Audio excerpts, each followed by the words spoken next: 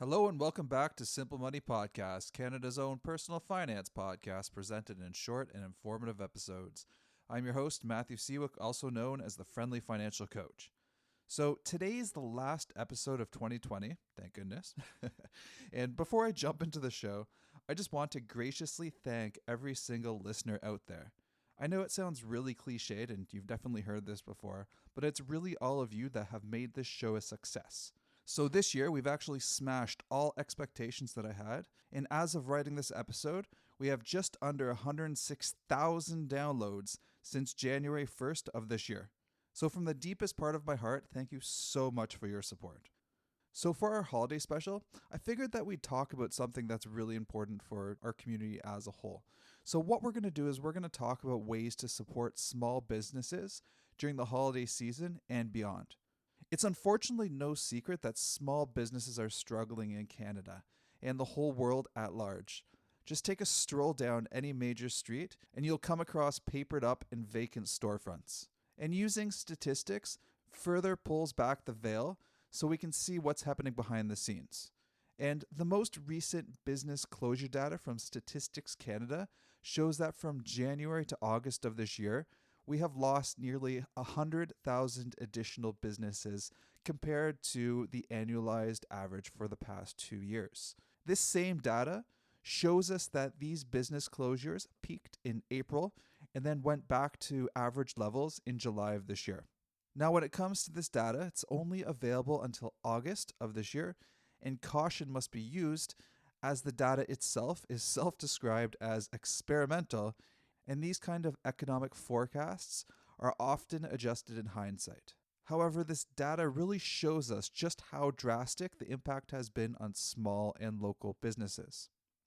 Now, another more recent survey that was completed by Statistics Canada that ran from mid-September to the end of October of this year found that active small businesses are suffering from plummeting revenue that is leading many to consider closing shop. This survey found that 56% of overall businesses had a drop in revenue, and nearly a quarter of all businesses with under 5 employees experienced revenue drops of 40% or more. Of all the different business categories, this was the largest. And of these small businesses, nearly 6% reported that they were contemplating closing shop or declaring bankruptcy. And unfortunately, these two statistical releases were taken before many provinces instituted new lockdown measures amongst the second wave of COVID-19. Now, these statistics are just an overview and to many can seem very cold and impersonal. So when it comes to us, there are thankfully many ways that we can really help support small and local businesses. But before we jump into those, we also need to be honest about this situation. The economic recovery has not been equal for all, and those that are still financially vulnerable may not have the ability to support small businesses. So the most obvious way that we can support a small business is by buying goods or services directly from the local business instead of going to a big box store or, that online store named after the largest river in the world.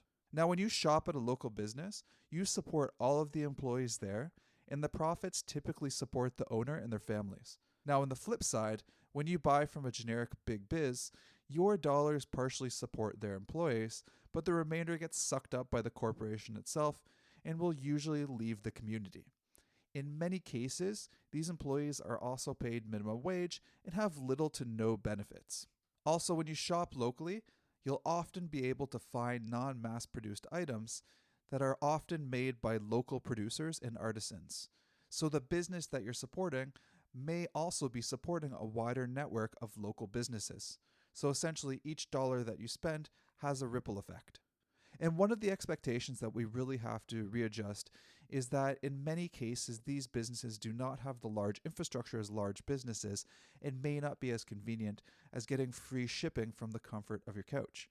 But very often, they will still have curbside pickup or online delivery. Now, we also can't forget about local restaurants. In-dining rules across Canada vary, but you can help these businesses by going in their actual establishment, or if you're not able to have delivery or pickup. Also, if possible, avoid using delivery apps as often they take a percentage of the sale. However, in some cases, Delivery apps may offer certain promotions that reduce the cost for you, while the business itself receives the full amount of the sale. Another way to support your local business is through gift cards. Basically, what you're doing here is providing the business an interest-free loan until the gift card is used. Many economists actually say that this is the best way that you can support a business because they have your money and do not need to immediately perform the services or deliver the goods. And I've been hearing from some people that what they do to support businesses that they truly love is they'll buy a bunch of gift cards at once and then redeem them in the future when business starts to pick up again. So gift cards can also make for a perfect holiday present and can help expose a fresh small business to people that you care about. You can also really help out local businesses by sharing them over social media. This no-cost option lets you spread the word about a business throughout your social media network, sharing testimonials, cool products that they may have, their sales and promotions, and really just anything else can be very helpful for them. Remember, they're not going to have multi-million-dollar budgets to spend on advertising like some of the big companies do. So basically, you're becoming a megaphone for a business that you support when you promote them on social media. And the final way to support your local business is really just to explore. Maybe there's a small restaurant in your area that you've always been curious about, or maybe there's even a small grocery store that just sells vegetables. Venturing out to these new places will help support your local businesses, and you never know, maybe you'll find something that you really like. So that's it for today and the remainder of the year. Tune back in the new year when we look at what happens to your finances when you retire. So I hope that all of you and your family have a safe holiday season. Thank you again, and talk to you in the new year.